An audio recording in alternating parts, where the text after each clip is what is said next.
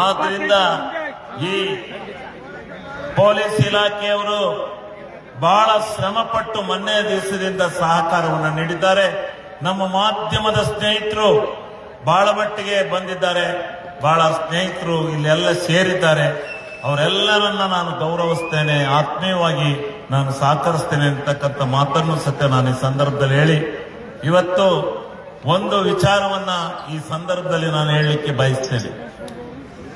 ನಮ್ಮ ಈ ರಾಜ್ಯದ ಮುಖ್ಯಮಂತ್ರಿಗಳು, ಉಪಮುಖ್ಯಮಂತ್ರಿಗಳು ನಮಗೆ ಹೆಚ್ಚಿನ ರೀತಿಯ ಸಹಕಾರವನ್ನು ಕೊಟ್ಟಿದ್ದಾರೆ. ಇವತ್ತು ಹೋರಾಟವನ್ನು ಮಾಡಲಿಕ್ಕೆ ಅವರ ಹೆಜ್ಜೆ ಇದೆ. ನನಗೆ ಒಂದು ಆಪಾದನೆ ಬಂದಿದೆ. ಏನು? ನಾನು ಜೆಡಿಎಸ್ ಅನ್ನ ಬಿಟ್ಟು ಹೋದೆ, ಜೆಡಿಎಸ್ ಅನ್ನ ಬಿಟ್ಟು ಕಾಂಗ್ರೆಸ್ಸಿಗೆ ಹೋದೆ. ಕಾರಣ ಏನು? ಇದು ನಿಮ್ಮೆಲ್ಲರಿಗೂ ಬಹಳ ಜನಕ್ಕೆ ಗೊತ್ತಿರ್ಲಿಕ್ಕಿಲ್ಲ. ಯಾಕೆಂದ್ರೆ ಇಷ್ಟು ಜನ ಸೇರಿದ್ದೀರಿ, ಇದರ ಸತ್ಯಾಸತ್ಯತೆ ಗೊತ್ತಾಗಬೇಕು ಅಂತಕ್ಕಂಥದ್ದನ್ನ ನಾನು ಈ ಸಂದರ್ಭದಲ್ಲಿ ಹೇಳಲಿಕ್ಕೆ ಬಯಸ್ತೇನೆ. ನಮ್ಮ ಬಿಳಿ ಚೌಡಯ್ಯನವರಿಗೆ ಒಂದು ಅರಸೀಕೆರೆ ವಿಧಾನಸಭಾ ಕ್ಷೇತ್ರದಲ್ಲಿ ನನ್ನನ್ನು 4 ಸಾರಿ MLA ಮಾಡಿದ್ದಾರೆ. ಒಂದು MLCಯನ್ನ ಯಾವ ಸಮಾಜಕ್ಕೆ ಬೇಕಾದರೂ ಕೊಡಿ ಅಂತೇಳಿ ವಾದವನ್ನು ಮುಂದಿಟ್ಟಾಗ, ಇಲ್ಲ ಹಿಂದುಳಿದ ವರ್ಗಕ್ಕೆ, ಅದರಲ್ಲೂ ಕುರುಬ ಜನಾಂಗದವರಿಗೆ ಕೊಡೋಣ, ಅಲ್ಲಿ ಸಂಖ್ಯೆ ಜಾಸ್ತಿ ಇದೆ ಅಂತ ಹೇಳಿ ಮಾತುಕತೆ ಆಯಿತು. ಮಾತುಕತೆ ಆಗಿ ಹೊರಕ್ಕೆ ಬಂದು ತೀರ್ಮಾನ ಆದ್ಮೇಲೆ ಅವ್ರಿಗೆ ಹೇಳಿದೆ ನಾನು, ಚೌಡಯ್ಯನವರಿಗೆ, ನಿಮ್ಮ ಕುರುಬ ಸಮಾಜಕ್ಕೆ ಕೊಡ್ತೀವಿ ಅಂತ ಹೇಳಿದ್ದಾರೆ, ಆ ಸಮಾಜದಲ್ಲಿ ನೀವು ಸಮರ್ಥರಿದ್ದೀರಿ, ನೀವು ಆಗಿ ಇರ್ತಕ್ಕಂಥ ಮಾತನ್ನ ನಾನು ಫೋನ್ ಮುಖಾಂತರ ತಿಳಿಸಿದೆ. ಆಮೇಲೆ ದುಡ್ಡು ಕಾಸು ಅಂದ್ರು ಎಲ್ಲವನ್ನೂ ಯಾರು ಮಾಡೋದು ಅಂತಕ್ಕಂಥದ್ದನ್ನು ಯೋಚನೆ ಮಾಡಿದ್ರು. ಆದ್ರೆ ಇವರೇ, ನಾವು ಅರಸೀಕೆರೆ ತಾಲೂಕಿನ ನಮ್ಮ ಪಕ್ಷದ ಅಧ್ಯಕ್ಷರಾಗಿದ್ರು ಅವತ್ತು. ಇವರನ್ನೂ ಕರೆದಲ್ಲನೆ, ನನ್ನನ್ನೂ ಕರೆದಲ್ಲನೆ, ನಮ್ಗೆ ಹೇಳ್ದಲ್ಲನೆ MP ಕ್ವಾರ್ಟರ್ಸ್ ಅಲ್ಲಿ ಹೋಗಿ ಅವರ ಮೊಮ್ಮಗನಿಗೆ MLC ಸೀಟನ್ನು ಡಿಕ್ಲೇರ್ ಮಾಡಿಕೊಂಡ್ರೆ ನಾನು ಅಲ್ಲೇ ಹೇಳಿದೆ, ನಾನು ನಿಮಗೆ ಈ ಸಾರಿ ಮೋಸ ಮಾಡೋದಿಲ್ಲ, ನಿಮಗೆ ಓಟನ್ನು ಹಾಕ್ತೇವೆ. ನಮ್ಮ 594 ಓಟ್ ಇದೆ ನಮ್ಮ ತಾಲೂಕಿನಲ್ಲಿ, ಅದರಲ್ಲಿ 470 ಓಟು ನಮ್ಮದೇ ಇದೆ. ಅಷ್ಟೂ ಓಟನ್ನು ನಿಮ್ಗೆ ಹಾಕಿಸ್ತೇನೆ.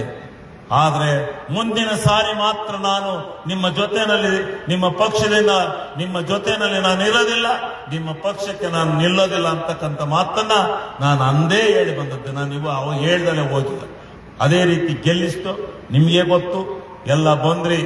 ಇವತ್ತು ಯಾರು ಅಲ್ಲಿದ್ರೋ ಅಲ್ಲೆಲ್ಲ ನನ್ನ ಜೊತೆ 10% ಉಳ್ಕೊಂಡಿರ್ಬೇಕಷ್ಟೇ. ಇನ್ಯಾರಾದ್ರೂ ಉಳ್ಕೊಂಡ್ರೆ ಅದು ಈ ಹೋಬಳಿಲಿ 10% ಉಳ್ಕೊಂಡಿರ್ಬೇಕು ಅಷ್ಟೇ, ಇನ್ನೆಲ್ಲೂ ಉಳ್ಕೊಂಡಿಲ್ಲ. ಎಲ್ಲಾ ಜನರು ನನ್ನ ಹಿಂದೆ ಬಂದ್ರು. ನಾನು JDS ಬಿಟ್ಟು ಕಾಂಗ್ರೆಸ್ ಸೇರಿದಾಗ, ಅಣ್ಣ ನೀನ್ ಸೇರೋದು ಕರೆಕ್ಟ್ ಇದೆ ನಡಿ ಅಂತ ಹೇಳಿ ಕರ್ಕೊಂಡ್ಬಂದ್ರು. ಯಾಕೆ ಅಂದ್ರೆ 80 ವರ್ಷದ ಈ ಜಿಲ್ಲೆಯ ರಾಜಕಾರಣದ ಇತಿಹಾಸದಲ್ಲಿ ಅರಸೀಕೆರೆ ಗಂಡಸಿಯನ್ನ ಯಾವ ಮಾದರಿಯಲ್ಲಿ ಇಟ್ಟಿದ್ರಿ ನೀವು? ಏನ್ ಕೊಟ್ಟಿದ್ರಿ ನಮ್ಗೆ? ಕೇಳ್ಬೇಕಲ್ಲ ಇದ? ಏನ್ ಕೊಟ್ಟಿದ್ರಿ? ಏನನ್ನು ಕೊಡ್ಲಿಕ್ಕೆ ನೀವು ಬಿಟ್ಟಿಲ್ಲ. ಕುಡಿಯಕ್ ನೀರಿತ್ತ? ಯಾವ್ದಾದ್ರೂ ಬಂದು ಇಲ್ಲಿ ಕೇಳಿದ್ರೆ ಇದು ಕೃಷ್ಣಾ ಬೇಸನ್ನು, ಇಲ್ಲಿಗೆ ನೀರು ಬರಲ್ಲ, ನಿಮ್ಗೆ ಯಾವುದೇ ಚಾನಲ್ ಬರೋದಿಲ್ಲ ಅಂತ ಹೇಳಿ ಇಲ್ಲಿಂದ ಕಣ್ಕಟ್ಟೆಯವರಿಗೆ ಹೇಳ್ಕೊಂಡ್ ಬರ್ತಾ ಇದ್ರೆ. ಆದ್ರೆ ನೀರು ಇವತ್ತು ಕಣಕಟ್ಟೆ ಹೋಬಳಿನಲ್ಲಿ ನಾವು ಬಾಗಿನ ಅರ್ಪಣೆ ಮಾಡಿದವಲ್ಲ, ನೀರು ತುಂಬಿಸಿ ಹೆಂಗ್ ಬಂದ ನೀರು? ಎತ್ತಿನೊಳೆ ಯೋಜನೆಗೆ ನಮ್ಮ ಆ ಕಡೆ ಕೃಷ್ಣಾ ಬೇಷನ್ನು, ಈ ಕಡೆ ಕಾವೇರಿ ಬೇಷನ್ನು, ಮಧ್ಯ ಕರ್ನಾಟಕ ನಮ್ದು.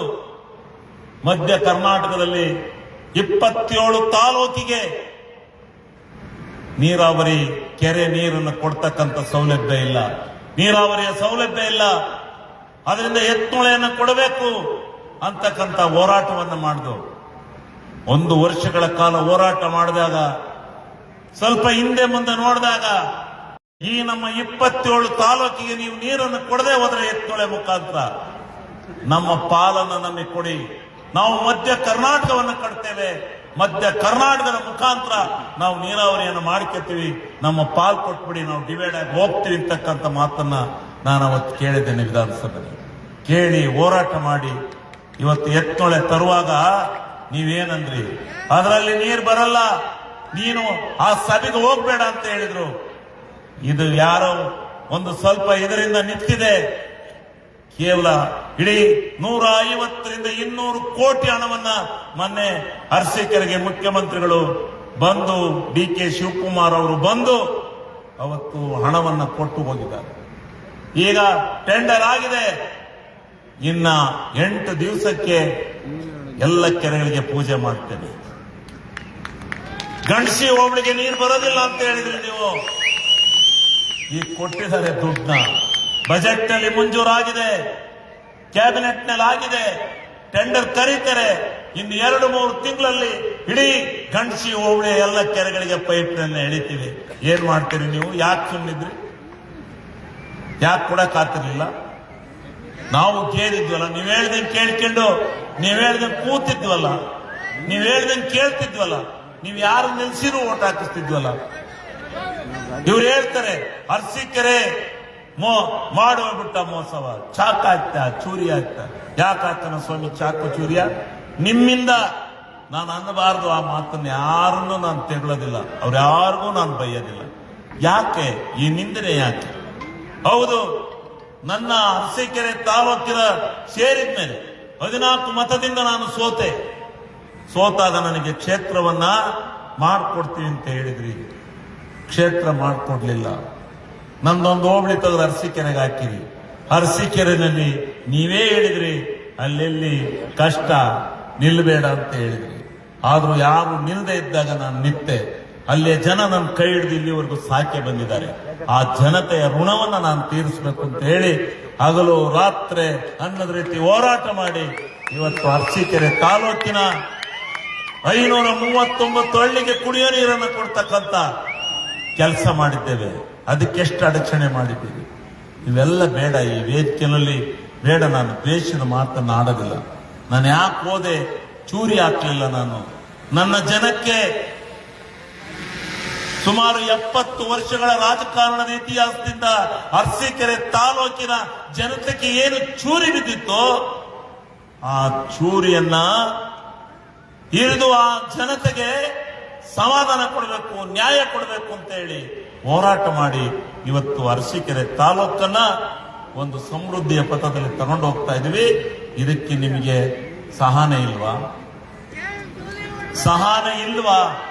ದಯಮಾಡಿ ನಾನು ಈ ಮಾತನ್ನ ಯಾಕೆ ವೇದನೆಯಿಂದ ಹೇಳ್ತಾ ಇದ್ದೀನಿ ಅಂದ್ರೆ, ಇದನ್ನ ಬಹಳ ಮನಸ್ಸಿನ ವೇದನೆಯಿಂದ ಹೇಳ್ತಾ ಇದ್ದೀನಿ. ಏನಿತ್ತು? ಒಂದು ರೋಡ್ ಇತ್ತ?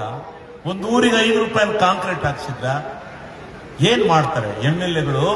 ಮಾಡಕ್ ಆಗೋದಿಲ್ಲ. ಅಲ್ಲಿ ಪುಟ್ಟೇಗೌಡರಿಗೂ ಗೊತ್ತು, ವಿಧಾನಸೌಧದಲ್ಲಿ ವಿರೋಧಿ ಪಕ್ಷದಲ್ಲಿ ಇದ್ದಾಗ ಯಾವ ರೀತಿ ನಡೆಯುತ್ತೆ ಅನ್ನೋದು ಗೊತ್ತು, ಯಾವ ರೀತಿ ಇದಾಗುತ್ತೆ ಅಂತಕ್ಕಂಥದ್ದು ಗೊತ್ತು.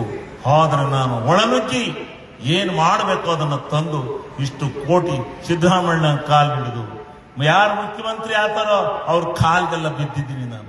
ಬಿದ್ದು ಕೈ ಮುಗಿದು ಕಾಲ್ ಹಿಡಿದು ತಂದು ಇಷ್ಟೊಂದು ಕೆಲಸ ಮಾಡ್ತಕ್ಕಂಥದ್ದನ್ನ ನೀವು ತಡಿಲಿಲ್ಲ ಅಂದ್ರೆ, ಒಂದು MLC ಕೊಡ್ಲಿಲ್ಲ ಅಂದ್ರೆ ಎಷ್ಟು ಸಾರಿ ನನ್ನನ್ನು ಕರ್ಕೊಂಡೋಗಿ ನನ್ನ ಸಮಾಜದ ಓಟು ಅದು 20ರಿಂದ 20 ಸಾವಿರ ಇರ್ಬೋದು, ಇಲ್ಲ 22 ಇರ್ಬೋದು.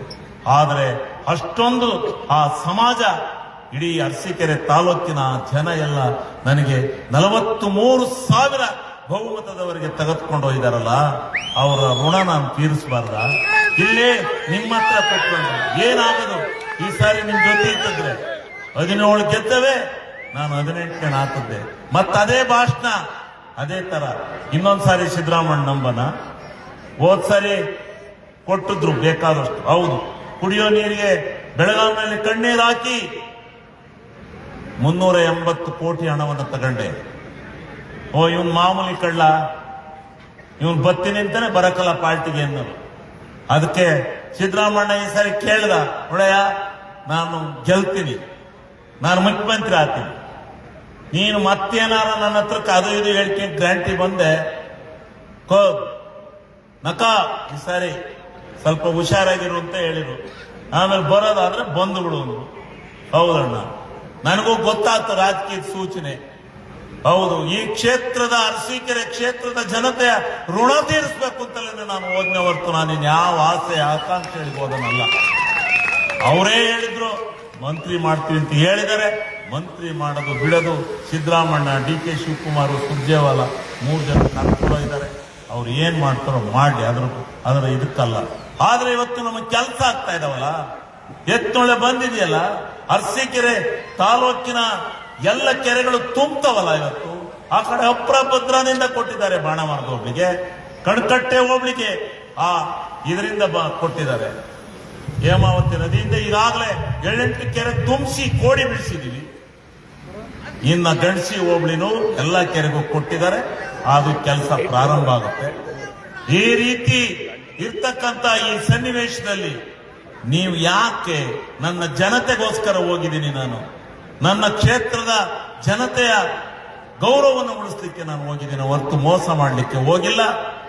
ನೀವೆಲ್ಲ ದಯಮಾಡಿ ನಿಮಗೆ ಕೈ ಜೋಡಿಸಿ ನಮಸ್ಕಾರ ಮಾಡ್ತೇನೆ. ನೀವು ಯಾವುದೇ ಭಾವನೆಗಳನ್ನ ಇಟ್ಕೋಬೇಡಿ ಅಂತಕ್ಕಂಥದ್ದನ್ನ ಹೇಳಿ, ಇವತ್ತು ಇನ್ನೂ ಏನೇನು ಕೆಲಸ ಕಾರ್ಯಗಳಾಗಬೇಕು ಅಂತಕ್ಕಂಥದ್ದನ್ನ ನಾವು ಪ್ರಾಮಾಣಿಕವಾಗಿ ಮಾಡಲಿಕ್ಕೆ ಸಿದ್ಧ ಇದ್ದೇವೆ ಅಂತಕ್ಕಂಥ ಮಾತನ್ನ ಹೇಳಿ, ನಾನು ಅರಸೀಕೆರೆ ಕ್ಷೇತ್ರದ ಬಹಳ ಜನ ನಮ್ಮ ಎಲ್ಲಾ ಮುಖಂಡರುಗಳು ಬಾಣಾವಾರ, ಕಣ್ಕಟ್ಟೆ ನಾನು ನೋಡಿದೆ, ಹಂಗೆ ಎಲ್ಲ ಅಲ್ಲಿಂದ ಬಂದಿದ್ದಾರೆ. ನಿಜವಾಗ್ಲೂ ಅವ್ರ ಋಣನ ನಾನು ಯಾವ ರೀತಿ ತೀರ್ಸೋದು?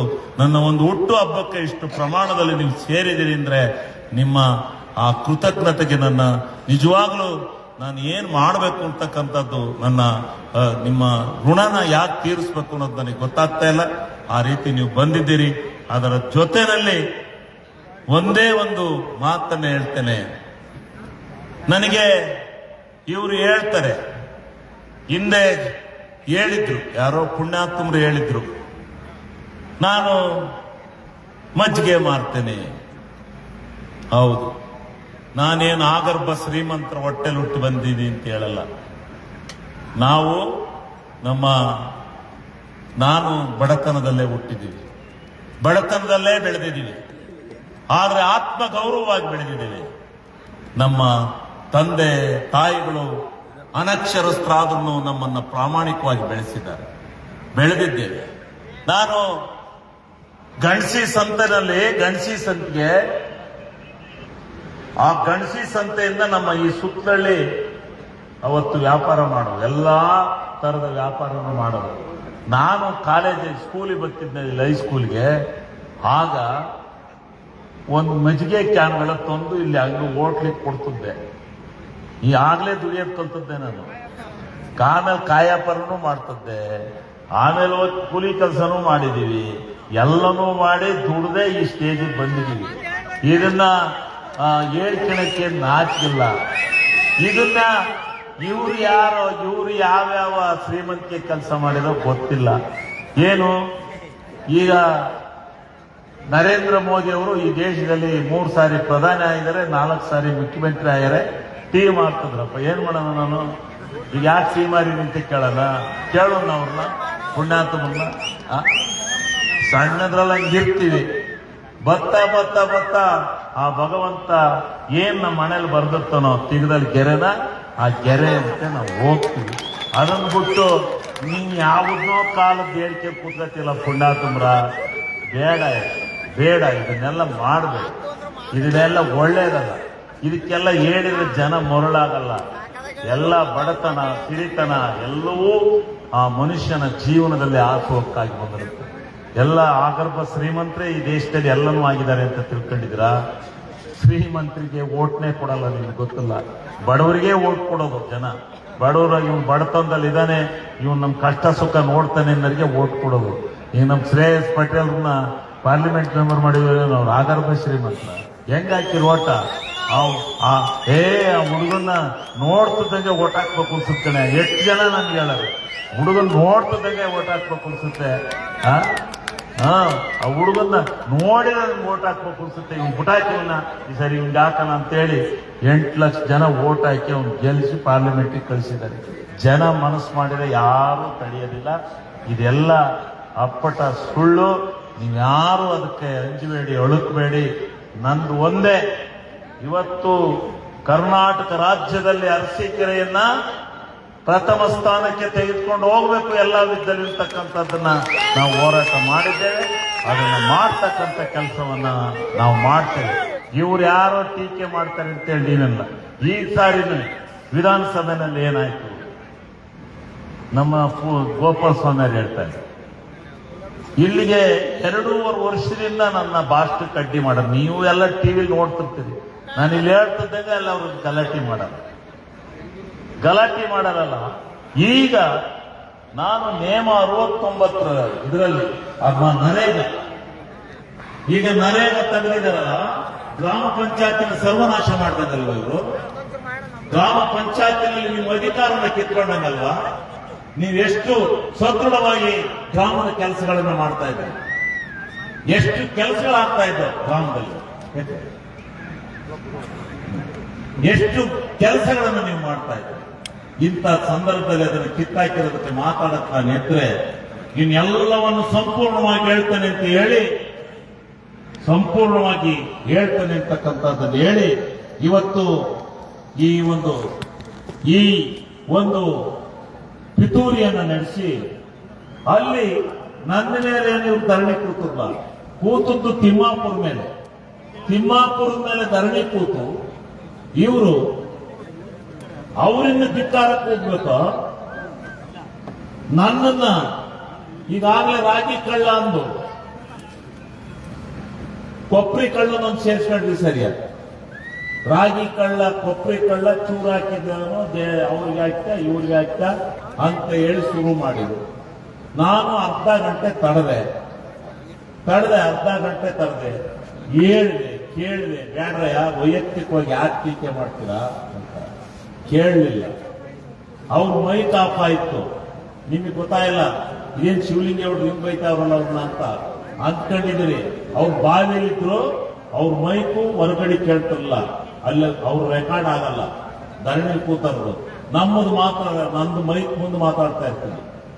ಅದಕ್ಕೆ ನಾನು ಹೇಳೋವರೆಗೂ ಹೇಳಿದೆ, ಕೇಳಲಿಲ್ಲ. ಕೇಳದೆ ಇದ್ದಾಗ ಎಷ್ಟು ತಡೀತಾರೆ. ನಾನು ಹೇಳಿದೆ, ಈ ಕುಣಿತಿರಲ್ಲ ನಮ್ಮ ಹಳ್ಳಿ ಕಡೆ ನಿಮ್ಮನ್ನ ಏನಂತ ಗೊತ್ತಾ, ಎಳ್ಳಿಯರಲ್ಲ ಕೋಚುಗಳು ಅಂತ ಕುಣಿದ್ರೆ ಅದು ಮೀತ್ತು.